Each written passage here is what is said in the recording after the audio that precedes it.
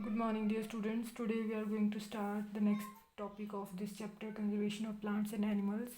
The topic is strategy for wildlife conservation. So here are given three strategies in your foundation book. First one is the creation of protected areas. जो protected areas हैं for wildlife उनको बनाना है.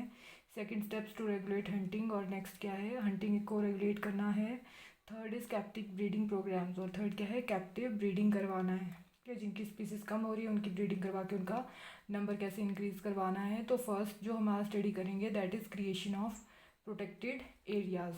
तो यहाँ पे आप देख सकते हैं जो प्रोटेक्टेड एरियाज़ दिया हुआ है नेशनल पार्क्स, फिर वाइल्ड लाइफ सेंचुरीज़ हैं, फिर बायोस्फीयर रिजर्व्स हैं. तो ये हमने इसमें स्टडी करने हैं जो रहेंगे क्रिएशन ऑफ प्रोटेक्टेड एरियाज़ में. तो ये थ्री टाइप्स हम इसमें स्टडी करेंगे. For this you will take the board book. So first जो आपकी बोर्ड बुक में दिया हुआ है यहाँ तक हमने कंप्लीट कर लिया हुआ है जो conservation of forest and wild life था जिसका प्रीवियस पोर्शन है और ये आपको होमवर्क में दिया हुआ था. I will check it later. Next we will study about the protected areas. So first जो आपके प्रोटेक्टेड एरियाज दिया हुआ है in your board book that is biosphere reserve. Children along with professor Ahmad and Madhav ji enter the biosphere reserve area. आपने देखा पिछली बार हमने जो स्टडी किया कि वो घूमने के लिए गए. ठीक है, तो माधव जी वहाँ पे जो थे वो फॉरेस्ट वहाँ पे गार्ड थे. क्लियर. तो उनके साथ वो बायोस्फीयर रिजर्व एरिया में एंटर हुए. Madhav ji explains that biosphere reserves are the areas meant for conservation of biodiversity. तो माधव जी ने क्या बताया उन चिल्ड्रन को कि जो बायोस्फीयर रिजर्व्स होते हैं वो किस लिए होते हैं, कंजर्वेशन करने के लिए बायोडाइवर्सिटी. क्लियर. और आपको क्लियर है बायोडाइवर्सिटी का मीनिंग क्या है. क्लियर. जहाँ पे लिविंग ऑर्गेनिजम्स एग्जिस्ट करते हैं. As you are aware that biodiversity is the variety of plants, animals and micro organisms generally found in an area. तो उसको क्या बोला है, बायो डाइवर्सिटी बोला है. और इसको प्रोटेक्ट करने के लिए क्या बनाते हैं, बायोस्फीयर रिजर्व्स बनाते हैं. The biosphere reserves help to maintain the biodiversity and culture of that area. तो क्या मेंटेन करने में हेल्प करते हैं, एक तो बायोडाइवर्सिटी और वहाँ का कल्चर. जैसे हमने देखा हुआ है कल्चर जो अपना होता है, हम जो हमारे रिचुअल्स होते हैं तो वो कल्चर को भी क्या करते हैं, प्रोटेक्ट करते हैं biosphere reserves.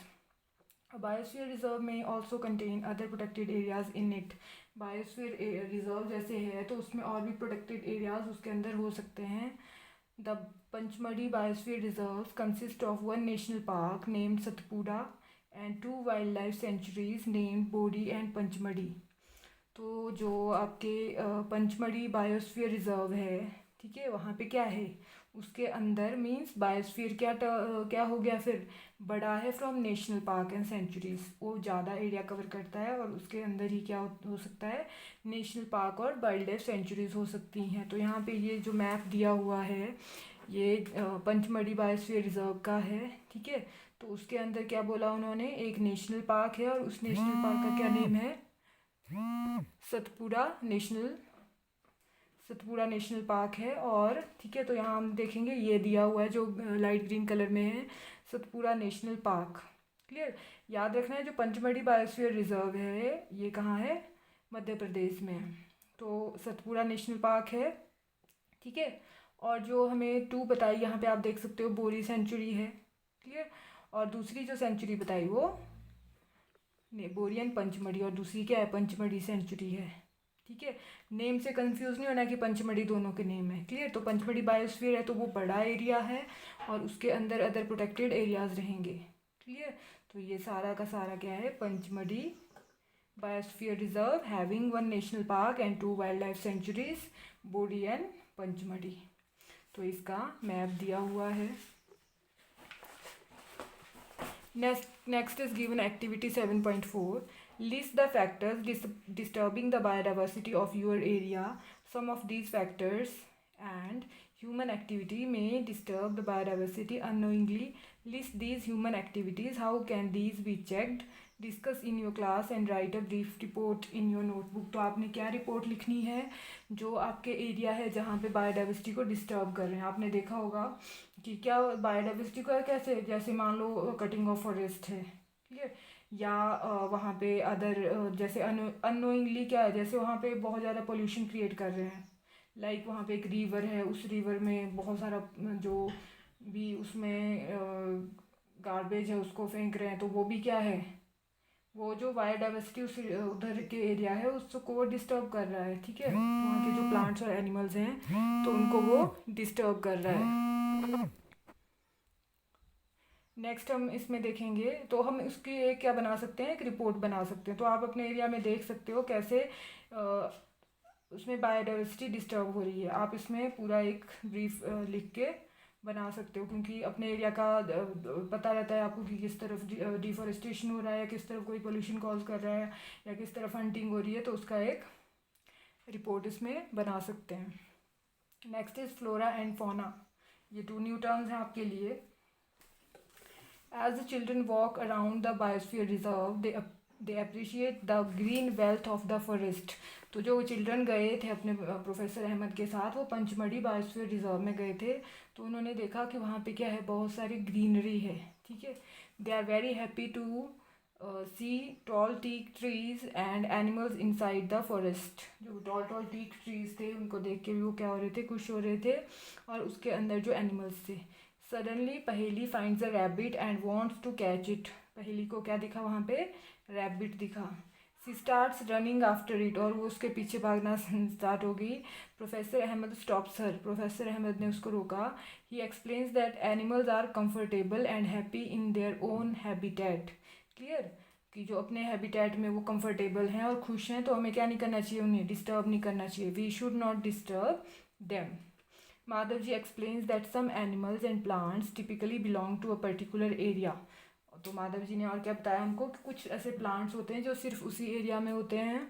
The plants and animals found in a particular area are termed flora and fauna respectively of that area. जैसे उस एरिया के जो प्लांट्स रहेंगे तो प्लांट्स के लिए फ्लोरा टर्म है, और एनिमल्स के लिए क्या टर्म है, फौना यूज़ करते हैं। जैसे हम एक एरिया का बोले तो उसके लिए ऐसे फ्लोरा और फौना बोलेंगे। जैसे अगर हम मंडी डिस्ट्रिक्ट की बात करें तो सारे के सारे जो प्लांट्स हैं मंडी डिस्ट्रिक्ट के, हम क्या टर्म यूज़ कर सकते हैं, फ्लोरा ऑफ मंडी डिस्ट्रिक्ट। और जैसे एनिमल्स हैं, जो भी वाइल्ड एनिमल्स हैं, तो उनके लिए हम क्या यूज़ कर सकते हैं, जो फौना ऑफ मंडी डिस्ट्रिक्ट। तो मंडी डिस्ट्रिक्ट पूरे एरिया का क्या बता रहे हैं, वो प्लांट्स और एनिमल्स बता रहे हैं। तो यहाँ पे पंचमढ़ी जहाँ पे वो गए थे, उस फॉरेस्ट के कुछ एनिमल्स और प्लांट्स की पिक्चर्स दी हुई हैं। ठीक है, तो फर्स्ट वाइल्ड डॉग की है, सेकंड चीतल है, थर्ड वॉल्फ है, फोर्थ उसमें लेपर्ड है, फिर एक फर्न प्लांट दिया हुआ है। फर्न यहाँ भी हम देख सकते हैं, हमारे फॉरेस्ट में भी होता है। देन जामुन ट्री है, ठीक है, जामुन ट्री भी आपने देखा होगा। तो ये उन्होंने एनिमल्स और प्लांट्स वहाँ पे देखे। ठीक है, साल, टीक, मैंगो, जामुन, सिल्वर फॉर्न्स। सिल्वर फॉर्न्स आपने देखे होंगे, जो आप क्या करते हो, लेते हो और अपने हैंड पे जैसे वो पूरा का पूरा उसका कलर आ जाता है। ठीक है, वो उसके स्पोर्स होते हैं। ठीक है, उसके थ्रू वो रिप्रोड्यूस होता है, जो सिल्वर फॉर्न होता है। अर्जुन ट्री होता है वहाँ पे, etcetera. The flora and chinkara, blue bull, barking deer, cheetal, leopard, wild dog, wolf, etc. are examples of the fauna of the Panchmadi biosphere reserves. तो बायोस्फीयर रिजर्व के जो प्लांट्स और एनिमल्स हैं उनके नेम यहाँ पे दिए, जो उन्होंने वहाँ पे देखे। Next is one more activity in your book, activity 7.5। Try to identify the flora and fauna of your area and list them. अब आपको पता है कि आप you are in the district Mandi, तो आप वहाँ के जो प्लांट्स और एनिमल्स हैं उसकी एक लिस्ट बना सकते हो।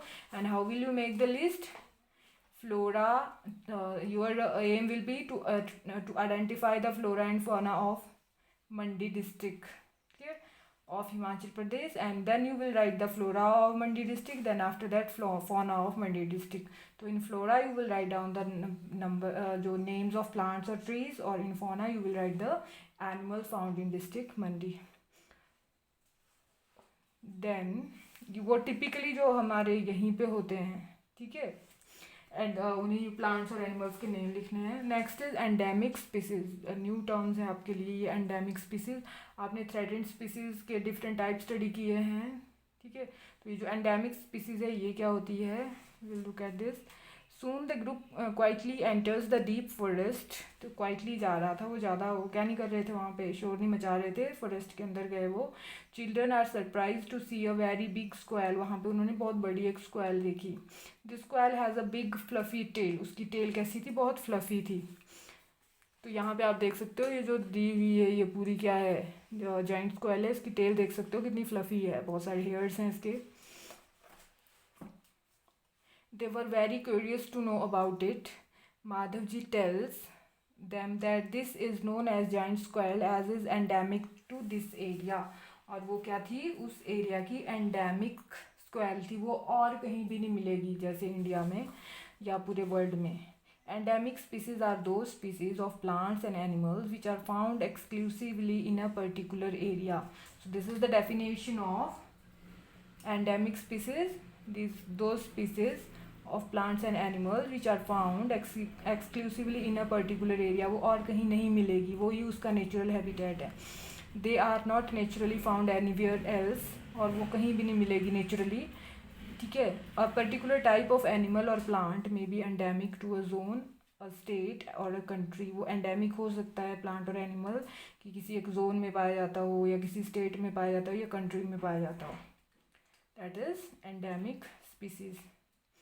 Madhavji shows sal and wild mango as two examples of the endemic flora of the Pachmarhi biosphere reserve. तो दूसरे क्या एग्जाम्पल दिखाए उन्होंने उनको, साल ट्री और वाइल्ड मैंगो. ठीक है. जो वाइल्ड मैंगो है वो पंचमढ़ी बायोस्फीयर रिजर्व में ही मिलेगा देखने के लिए. ठीक है. हम जो यहाँ पे जो मैंगो खा रहे हैं वो वाला मैंगो नहीं है, वो वाइल्ड मैंगो है.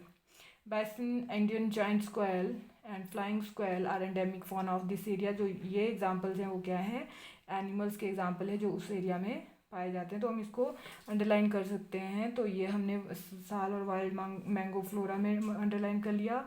ये जो एनिमल्स हैं यहाँ पे ये हमने फौना में अंडरलाइन कर लिया. इसका आप एक्स्ट्रा क्वेश्चन बनाओगे. Professor Ahmad explains that the destruction of their habitat, जो उनका हैबिटेट को डिस्ट्रक्ट कर रहे हैं through deforestation, increasing population and introduction of new species में affect the natural habitat of endemic species and endanger their existence. तो जो एंडेमिक स्पीसीज़ है वहाँ पे जो ये हमने प्लांट्स और एनिमल्स के एग्जांपल देखे, उनको कब डेंजर होगा, उनको डेंजर मीन्स वो कब उनका नंबर कम हो सकता है, कब वो कम हो सकती, रिड्यूस हो सकती हैं, जब वहाँ पे उनके डिस्ट्रक्ट करेंगे उनके हैबिटेट को. जो उनका फॉरेस्ट है उसको कट कर देंगे. मान लो डिफॉरेस्टेशन अलाउड नहीं होती है ऐसे रिजर्व्स या नेशनल पार्क्स में डिफॉरेस्टेशन. ठीक है. वो इसीलिए नहीं होती क्योंकि वो स्पीसीज वहाँ पे नहीं तो क्या हो जाएंगी, they will be extinct. Next है जैसे पॉपुलेशन इंक्रीज़ हो रही है. ठीक है. और जो न्यू स्पीसीज़ वहाँ अगर आती है किसी और फॉरेस्ट की स्पीसीज़ उस बायोस्फीयर रिजर्व में डाल देते हैं तो भी कंपटीशन हो जाएगा वहाँ की अपनी स्पीसीज़ और जो बाहर से आई स्पीसीज़ उनमें, तो फिर वहाँ पे उनका नंबर क्या हो जाएगा, कम हो जाएगा. may affect the natural habitat of endemic species and endanger their existence. उससे वो क्या हो जाएंगी, कम हो जाएंगी. Next is the species. जो हम स्पीसीज बोल रहे हैं डिफरेंट, हमने स्पीसीज स्टडी की, थ्रेटेंड, एंडेमिक स्पीसीज भी हमने कर लिया. तो स्पीसीज होता क्या है, जैसे हम बोलते हैं ना ह्यूमन बींग्स हैं, तो ह्यूमन बींग्स भी एक स्पीसीज है. जैसे हम सारे हैं तो हमारी एक अलग स्पीसीज है. तो species is a group of population which are capable of interbreeding. Clear. This means that the members of a species can reproduce fertile offspring only with the members of their own species and not with the members of the other species. Members of a species have common characteristics. तो सभी human beings में common characteristics होते हैं. All show reproduction and produce their offspring. तो वही क्या है, species है. तो आप ये भी एक extra question रहेगा आपका, what do you mean by species. तो species क्या है, group of population है which are capable of interbreeding. Clear. यहाँ तक आपने लिखना है. This means that the members of a species can reproduce fertile offspring only with the member of their own species. Clear. And not with the members of other species. पूरा आप इसमें लिखोगे in the species. Next is activity 7.6. Find out the endemic plants and animals of a region where you live. जहाँ पे आप रहते हो तो वहाँ पे आपके endemic plants और animals कौन कौन से हैं. नेक्स्ट प्रोटेक्टेड एरिया आ जाता है, जो हमने 2 इसमें और स्टडी करने हैं. हमने बायोस्फीयर रिजर्व तो स्टडी कर लिया, बट हमारा जो नेक्स्ट है that is wild life sanctuary. And उसके बाद हम क्या करेंगे, नेशनल पार्क स्टडी करेंगे. So here is about the wild life sanctuary. Soon Paheli sees a board with Pachmarhi wild life sanctuary written on it. तो वहाँ जब वो अंदर गए हुए थे बायोस्फीयर के अंदर तो बायोस्फीयर रिजर्व के अंदर, तो वहाँ पे पहली ने क्या बोर्ड देखा जहाँ पे लिखा हुआ था Pachmarhi wild life sanctuary. Professor Ahmad explains that killing, poaching जो अनदर नेम है किलिंग का, or capturing animals in general is strictly prohibited and punishable by law in all such places। तो प्रोफेसर अहमद ने क्या बताया उनको कि जो एनिमल्स को किल करते हैं, हंटिंग करते हैं ना, जैसे या कैप्चर करते हैं, एनिमल्स को पकड़ते हैं, तो वो सब ये अलाउड नहीं होता है। Wild life sanctuaries like reserve forest provide protection and suitable living condition to wild animals. जो वाइल्ड लाइफ सेंचुरीज बनाई होती हैं, ठीक है, जो area under wild life sanctuary रखा होता है, तो वो क्या प्रोवाइड करता है एनिमल्स को, उनके नेचुरल हैबिटेट प्रोवाइड करता है, उनको प्रोटेक्ट करता है आउटसाइड एनवायरनमेंट से। He also tells them that people living in wildlife sanctuaries are allowed to do certain activities।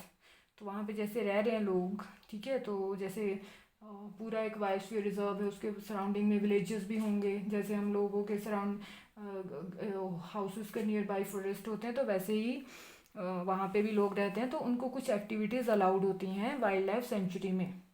तो वो वाइल्ड लाइफ सेंचुरी में क्या क्या एक्टिविटीज़ अलाउड होती हैं, like grazing by their life stock, ठीक है, लाइफ स्टॉक, तो उनके जो एनिमल्स कैटल्स उन्होंने पाले होते हैं वहाँ पे वो ग्रेज कर सकते हैं।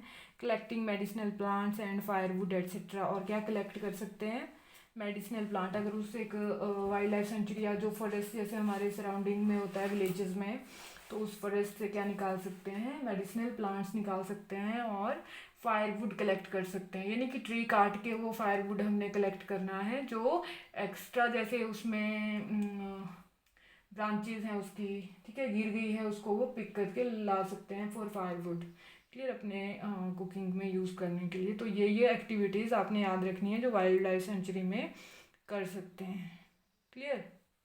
तो यहाँ से हम ऐसे अंडरलाइन कर सकते हैं, people living in wild life sanctuaries are allowed to do certain activities such as grazing by their life stock, collecting medicinal plants and firewood etcetera. Some of the threatened wild animals like black buck, white-eyed buck, elephant, golden cat, pink-headed duck, gharial, Mars crocodile, python, rhinoceros, etc. are protected and preserved in our wildlife sanctuaries। तो ये सारे examples क्या हैं, animals क्या हैं जिनको wild life centuries में protect किया है। आप इन सब की पिक्चर्स गूगल में सर्च करके देख सकते हो, ठीक है, फॉर योर इंटरेस्ट। तो यहाँ पे आप ये सारे जो आपने इसमें से एनिमल्स नहीं देखे होंगे उनकी पिक्चर्स आप गूगल में डाल के देखोगे। Next is Indian sanctuaries have unique landscapes, broad level forest, mountain. Landscapes क्या होता है, जैसे लार्ज एरिया हम ले रहे हैं, जैसे इसमें फर्स्ट दिया है ना ब्रॉड लेवल फॉरेस्ट, बड़े बड़े फॉरेस्ट हैं इंडियन सेंचुरी जो वाइल्ड लाइफ सेंचुरीज हैं, माउंटेन फॉरेस्ट हैं, and Bush lands in deltas of big reverse, जो बिग रिवर्स के सराउंडिंग में जो लैंड्स हैं वहाँ पे बुशेस बहुत ज़्यादा हैं। तो वो वाइल्ड जो यूनिक लैंडस्केप का मीनिंग क्या है, जो अलग अलग जो वहाँ पे एरियाज़ हैं, जैसे यहाँ पे बड़े बड़े फॉरेस्ट हैं और दूसरे माउंटेन फॉरेस्ट है, प्लेन में भी फॉरेस्ट हैं और जो माउंटेन्स हैं वहाँ भी फॉरेस्ट हैं, जो वाइल्ड लाइफ सेंचुरीज हैं और प्रोटेक्ट कर रही है एनिमल्स और वेरियस प्लांट स्पीसीज है वहाँ पे। और रिवर्स के साइड में तो क्लियर है आपको, वहाँ पे जो फॉरेस्ट होगा वो कैसा होगा, बुशेस ज़्यादा होंगी उसमें। तो ये है किसके बारे में, वाइल्ड लाइफ सेंचुरीज के बारे में। It is a pity that even protected forests are not safe because people living in the neighborhood encroach upon them and destroy them। तो क्या लिखा है इसमें कि क्या है उसमें, पिटी जैसे बोलते हैं ना कि ये बहुत क्या है, इसमें हम ये बोल सकते हैं कि जो लोग रह रहे हैं सराउंडिंग एरियाज़ में जिनके फॉरेस्ट है नियर बाई, जैसे विलेजेस में रहते हैं, वो क्या कर रहे हैं, उस फॉरेस्ट को डिस्ट्रॉय कर रहे हैं। वो वहाँ पे क्या कर रहे हैं, एक तो फर्स्ट वो वहाँ पे कटिंग ऑफ फॉरेस्ट कर रहे हैं, और जो फॉरेस्ट कट कर रहे हैं उससे क्या हो रहा है, जो नेचुरल हैबिटेट्स है एनिमल्स का वो डिस्ट्रॉय हो रहा है। और दूसरा वहाँ पे जो फिर जो वाइल्ड लाइफ है पूरी वो डिस्टर्ब हो रही है जब वो उसको डिस्ट्रॉय कर रहे हैं। एक तो कटिंग ऑफ फॉरेस्ट से, दूसरा हंटिंग से, दोनों से वो डिस्ट्रॉय कर रहे हैं उसको। Children are reminded of their visit to the zoo. They recall that zoos are also places where animals receive protection. तो अब बच्चों को किसके बारे में रिमाइंड करवाया जाता है, याद करवाया जाता है, जब वो ज़ू में गए थे लास्ट, जो 7th क्लास में आपने स्टडी किया था, तब वो कहाँ गए थे, ज़ू में गए थे। What is the difference between a zoo and a wild life century. ठीक है, तो नेक्स्ट क्या पूछा है आपसे, डिफरेंस पूछा है between zoo and a wild life century. तो फर्स्ट इसमें जो डिफरेंस आता है वो क्या डिफरेंस है, जो वाइल्ड लाइफ सेंचुरी है उसमें जो एनिमल्स हैं वो अपने नेचुरल हैबिटेट में रह रहे हैं, बट जो ज़ू है आप देखते हो उसको, जो बर्ड्स भी होते हैं उसमें वो केज के उसमें जो क्लोज किए होते हैं, ठीक है, या उसमें बड़े बड़े एनिमल्स देखते हो आप, वो भी क्या होते हैं, केजेस में ही होते हैं, वो फ्रीली घूम नहीं सकते हैं वहाँ पे। तो यही इसका मेन डिफरेंस है, जो वाइल्ड लाइफ सेंचुरी में वो क्या कर सकते हैं, इधर उधर पूरा फॉरेस्ट में वो घूम सकते हैं, बट यहाँ पे ज़ू में वो कैसे हैं, वो दे आर एनक्लोज्ड, तो वहाँ पे उनको नेचुरल हैबिटेट नहीं मिल रहा है in case of zoo. Visit a nearby zoo, observe the conditions provided to the animals. Were they suitable for the animals? Can animals live in artificial setting instead of their natural habitat? In your opinion, will the animals be comfortable in a zoo or in their natural habitat? तो यहाँ पे आपसे difference पूछा है कि कहाँ पे वो बेटर फील करेंगे, तो अभी से वो कहाँ पे बेटर फील करेंगे, they will feel better in their natural habitat. Clear, कहाँ पे उनको अच्छा नहीं लगेगा, जहाँ पे उनको आर्टिफिशियल होम्स दिए हुए हैं, वो उनका नेचुरल होम नहीं है, तो वहाँ पे वो ज़्यादा कंफर्टेबल फील नहीं करेंगे। Next is about the national parks. हमने क्या देखा, बायोस्फीयर रिजर्व, उसके अंदर 2 हमने वाइल्ड लाइफ सेंचुरीज देखी, जो पंचमढ़ी बायोस्फीयर रिजर्व देखा, और उसमें एक क्या था, नेशनल पार्क था, ठीक है, और क्या नेम था उसका, Satpura. On the roadside there was another board on which was written Satpura National Park. Children are now eager to go there. Children को क्या था, वहाँ पे जाना था, उनको वहाँ भी देखना था कि क्या क्या है। Madhav ji tells them that these reserves are large and diverse enough to protect whole set of ecosystem। तो क्या बोला माधव जी ने कि वो बहुत बड़ा एरिया कवर करते हैं। They preserve flora fauna landscape and historical objects of an area. तो जो नेशनल पार्क है वो क्या प्रोटेक्ट कर रहे हैं, वहाँ के प्लांट्स, एनिमल्स, लैंडस्केप, जो वहाँ का जैसा लैंड है, माउंटेन है या प्लेन है या कैसा है, and historic objects of an area. और हिस्टोरिक ऑब्जेक्ट्स लाइक अगर वहाँ पे हिस्टोरिकल कुछ है वो भी वो प्रिजर्व करके रखेंगे, ठीक है।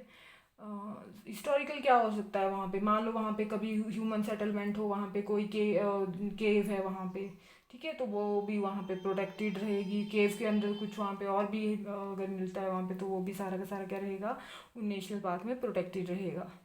Satpura national park is the first reserve forest of India. तो वो फर्स्ट रिजर्व फॉरेस्ट था इंडिया का। The finest Indian teak is found in this forest. There are more than 1, ये जो टीक लिखा है वो प्लांट ट्री है, ठीक है। There are more than 100 national parks in India. तो कितने नेशनल पार्क्स हैं इंडिया में अब, मोर than 100।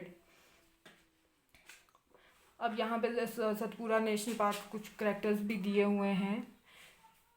Rock shelters are also found inside the Satpura national park. तो रॉक शेल्टर्स भी हैं वहाँ पे, यही आ गया ना हिस्टोरिकल उसमें, जो हिस्टोरिकल ऑब्जेक्ट्स में। These are evidences of pre historical human life in these jungles.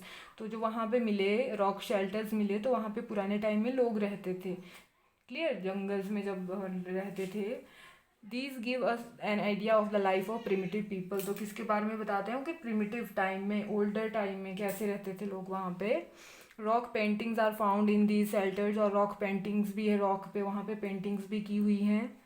A total of 55 rock shelters have been identified in Pachmarhi biosphere reserve. तो कितने रॉक शेल्टर है वहाँ पे, 55 रॉक शेल्टर्स हैं। तो वहाँ पे जब वो गए होंगे वो क्लास, तो कितना अच्छा वहाँ पे उनको लगा होगा, एनिमल्स देखे, वेरियस टाइप्स के प्लांट्स देखे, और फिर वहाँ पे ह्यूमन सेटलमेंट, अर्लियर जो लोग रहते थे, हमारे एंसेस्टर्स जहाँ पर रहते थे, तो उनके शेल्टर्स वहाँ पे उनको मिले। Shelter in the sense rocks के जो उन्होंने बनाए थे अपने लिए शेल्टर, और रॉक्स पे पेंटिंग भी की थी, ठीक है। Figures of animals and man fighting, hunting, dancing and playing musical instruments are depicted in these paintings. जो रॉक पे पेंटिंग्स की हुई थी, तो रॉक पे पेंटिंग ऐसे नहीं कि पेंट से किया हुआ है, उसको क्या किया हुआ है, कार्व किया हुआ है उसको। जो रॉक है उसको ऐसे, जैसे हम उसमें क्या करते हैं, उसमें क्या करेंगे, उसमें थ्रू द, जैसे हम उसको कुछ डिज़ाइन बनाते हैं बट रॉक पे ऊपर ड्रॉ करके नहीं, उसको तोड़ तोड़ के जब बनाते हैं, वैसी पेंटिंग्स थी वहाँ पे। या उसमें जैसे हम उसको कुछ बनाते हैं अच्छे से, क्लियर, कार्विंग बोलते हैं उसको, जैसे पेंटिंग होगी उसमें बनाई होगी उनमें। तो ये सारी पेंटिंग्स थी वहाँ पे, एनिमल्स और एनिमल्स के फिगर थे बनाए हुए, या लोग फाइट कर रहे हैं वैसे ही बनाए थे, हंटिंग वैसी पिक्चर, डांस कर रहे, म्यूजिकल इंस्ट्रूमेंट बजा रहे, वैसे वैसे वहाँ पे पेंटिंग्स बनाई हुई थी। As children move ahead they see a board with Satpura tiger reserve. जैसे वो आगे गए तो आगे क्या बोर्ड मिला उनको, Satpura tiger reserve. Written on it, Madhavji explains that Project Tiger was launched by the government to protect the tigers in the country. तो क्या बोला माधव जी ने उनको कि जो टाइगर्स को प्रोटेक्ट करने के लिए रिजर्व बनाया है, तो ये उसमें इसके लिए है, टाइगर्स को प्रोटेक्ट करने के लिए। The objective of this project was to ensure the survival and maintenance of the tiger population in the country. तो किस लिए है वो प्रोजेक्ट टाइगर, जो टाइगर पॉपुलेशन है वो मेंटेन रहे हमारी कंट्री में, ठीक है, उसके लिए है कि टाइगर पॉपुलेशन क्या ना हो जाए, एक्सटिंक्ट ना हो जाए, तो उसके लिए वो क्या था, प्रोजेक्ट टाइगर लॉन्च किया था। Are tiger still found in this forest, I hope I can see a tiger.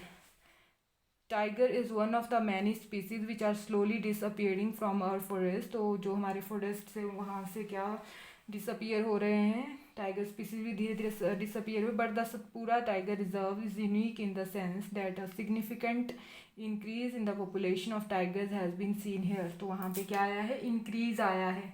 तो वो इंक्रीज कैसे आया वहाँ पे टाइगर का, जब क्या हुए, रूल स्ट्रिक्ट किए कि वहाँ पे हंटिंग नहीं करनी है, और दूसरा उनकी पॉपुलेशन को नेचुरल हैबिटेट मिला, तभी उनके नंबर में इंक्रीज आया। Once upon a time animals like lions, elephants, wild buffaloes and barasingha were also found in the Satpura national park, जो अब वहाँ पे नहीं है। आपको पता है लायंस अब सिर्फ कहाँ पाए जाते हैं, गिर फॉरेस्ट गुजरात में ही पाए जाते हैं। तो कभी वो ये सारे एनिमल्स उन सतपुरा फॉरेस्ट में थे। Animals whose numbers are diminishing to a level that they might face extinction are known as endangered animals. ठीक है, तो endangered animals क्या होते हैं, जिनका नंबर जल्दी जल्दी कम हो रहा है और वो एक टाइम ऐसा आएगा जब वो एक्सटिंक्ट हो जाएंगे। What is the meaning of extinct, they will soon disappear from the earth, वो अर्थ पे ही नहीं बचेंगे, that is extinct, that process is extinction. तो यहाँ पे आप इसकी डेफिनेशन अंडरलाइन कर सकते हो, animals whose numbers are diminishing to a level that they might face extinction are known as the endangered animals. हमने स्पीसीज स्टडी किया है, टाइप्स ऑफ एंडेंजर्ड स्पीसीज, या हमने थ्रेटेंड स्पीसीज के अंडर ये कैटेगरी स्टडी की है, एक्सटिंक्ट भी वहाँ पे, वनरेबल, सारी ये हमने वहाँ पे स्टडी किया था from your foundation book. Boojho is reminded of the dinosaurs which became extinct a long time ago. तो बुजो को ने क्या याद करवाया, जो डायनासोर्स पहले के टाइम में होते थे और अब वो क्या हो चुके हैं, एक्सटिंक्ट हो चुके हैं। Survival of some animals has become difficult because of disturbances in their natural habitat. तो कैसे वो जो एनिमल सर्वाइव नहीं कर पा रहे हैं, क्योंकि उनका नेचुरल हैबिटेट क्या किया जा रहा है, डिस्टर्ब किया जा रहा है। Professor Ahmad tells that in order to protect plants and animals strict rules are imposed in all national parks. तो अब क्या बताया प्रोफेसर अहमद ने उनको कि अगर हमने प्लांट्स और एनिमल्स को प्रोटेक्ट करना है तो जो नेशनल पार्क्स है वहाँ पे कैसे रूल्स इम्पोज किए होते हैं, वहाँ पे जो रूल्स होंगे वो बहुत स्ट्रिक्ट होंगे, क्लियर, तभी तो वो क्या कर पाएंगे, उन प्लांट्स एनिमल्स को प्रोटेक्ट कर पाएंगे। Human activities such as grazing, poaching, hunting, capturing of animals और collection of firewood, medicinal plants, यहाँ पे ई लगेगा, medicinal plants its are not allowed. तो ये जो एक्टिविटीज़ हैं हमने देखा था कि वाइल्ड लाइफ सेंचुरीज में क्या थी, अलाउड थी, बट यहाँ पे ये अलाउड नहीं है, ठीक है। तो ये आपका डिफरेंसेस में भी आ जाएगा, जैसे आपको वाइल्ड लाइफ सेंचुरी और नेशनल पार्क में डिफरेंस पूछते हैं, तो ये सारी एक्टिविटीज़ कहाँ अलाउड नहीं है, नेशनल पार्क्स में ये एक्टिविटीज़ अलाउड नहीं है। वहाँ से आप मेडिसिनल प्लांट नहीं कलेक्ट कर सकते, फायरवुड नहीं कलेक्ट कर सकते, या एनिमल्स की हंटिंग वगैरह वहाँ पे अलाउड नहीं है। हंटिंग तो वैसे वाइल्ड लाइफ सेंचुरी में भी अलाउड नहीं है, बट जो ये फायरवुड और मेडिसिनल प्लांट वहाँ पे कलेक्ट कर सकते थे, बट यहाँ पे ये जो है वो पूरी तरह से प्रोहिबिटेड है, वहाँ पे ये अलाउड नहीं है। Are only big animals facing extinction. जो नेक्स्ट पैराग्राफ दिया है उसमें क्या दिया हुआ है कि क्या सिर्फ बिग एनिमल्स की ही एक्सटिंक्शन होती है कि स्मॉल एनिमल्स प्लांट्स की भी एक्सटिंक्शन होती है। Madhav ji tells Paheli that small animals are much more in danger of becoming extinct than all the bigger animals. At times, we kill snakes, frogs, lizards, bats, and owls ruthlessly without realizing their importance in the ecosystem. जैसे मार रहे हैं ना snake frog lizard को मार रहे हैं तो हमें क्या लग रहा है कि कुछ नहीं फ़र्क पड़ रहा है इकोसिस्टम में, but by killing them we are harming ourselves. They might be small in size but their role in the ecosystem can't be ignored. They form a part of food chains and food webs about which you learned in class 7th. तो जो जैसे हमने food chain और web study किया था, एक animal दूसरे animal को खा रहा है, तो वैसे एक चेन जो बनी हुई है और पूरा नेटवर्क बना हुआ है पूरे इकोसिस्टम में, किसी एक एनिमल के ख़त्म हो जाने से वो डिस्टर्ब हो जाएगा। जैसे मान लो सारे के सारे स्नेक्स ख़त्म हो गए, एक्सटिंक्ट हो गए, तो स्नेक ख़त्म होने से किसकी नंबर ज़्यादा बढ़ जाएगा? जो रैट्स वगैरह हैं जिनको स्नेक खाता है उनका नंबर बढ़ जाएगा। तो उनका अगर नंबर बढ़ जाता है तो वो क्या करेंगे, वो जो जिनको वो रैट्स और वो खा रहे हैं उसको तो वो ख़त्म कर देंगे, ठीक है। तो वो क्या कर देगा, बैलेंस जो एक इकोसिस्टम में बना हुआ है उसको डिस्टर्ब कर देगा। An ecosystem is made of all the plants, animals, and microorganisms in an area, along with the non-living components such as climate, soil, river, delta, etc. तो इकोसिस्टम क्या है, वहाँ के प्लांट्स, एनिमल, माइक्रो ऑर्गेनिजम्स और किसके साथ उसके relations हैं with the non living environment. Biotic और एबायोटिक कंपोनेंट्स जो आपने स्टडी किए हुए हैं इकोसिस्टम में, तो वो दोनों आते हैं in the ecosystem. So today we will study up to this. तो अभी तक हमने यहाँ पे क्या स्टडी कर लिया, we have studied about the bio protected areas. यहाँ देखें तो हमने क्या स्टडी कर लिया है, प्रोटेक्टेड एरिया स्टडी कर लिए हैं फ्रॉम योर बुक, क्लियर। तो यहाँ पे अगर देखें हम strategy for wild life conservation में we have completed creation of protected areas. हमने क्रिएशन ऑफ प्रोटेक्टेड एरियाज़ का पूरा कंसेप्ट कर लिया है। अब जो हमें बचता है that is steps to regulate hunting and captive breeding programmes. तो ये हम करेंगे नेक्स्ट। अब ये जो आपका दिया हुआ है यहाँ पे मैप, तो ये आपने आप इसमें लर्न करना है आपने कि कौन से स्टेट में कौन सा नेशनल पार्क या वाइल्ड लाइफ सेंचुरी दी हुई है, ठीक है, यही है इसमें। और नेक्स्ट आ जाते हैं यहाँ पे स्टेप्स टू रेगुलेट हंटिंग में। Following steps should be taken to regulate hunting of animals. So first step क्या है हंटिंग को रेगुलेट करने के लिए, strict laws should be formed and implemented strictly to regulate hunting और पोचिंग ऑफ एनिमल्स। तो strict laws बनाने चाहिए उसके अगेंस्ट, बने भी हैं, आपने देखा हुआ है, जैसे उसमें हंटिंग अलाउड नहीं है। Hunting of endangered species should be ban, जो एंडेंजर्ड स्पीसीज है उनकी हंटिंग बैन होनी चाहिए। Destruction of natural habitats of wild animals should be prevented, clear. जो डिस्ट्रक्ट करते हैं नेचुरल हैबिटेट्स वाइल्ड एनिमल्स के, जैसे डिफॉरेस्टेशन से, तो वो भी क्या होना चाहिए, प्रिवेंट करना चाहिए। Awareness should be generated among people about the importance of wild life, the consequences generated after the destruction of wild life and environment and punishment given to the people convicted under these laws. तो इस point में क्या है कि जो लोग हैं उनको अवेयर करवाना है about the importance of wild life.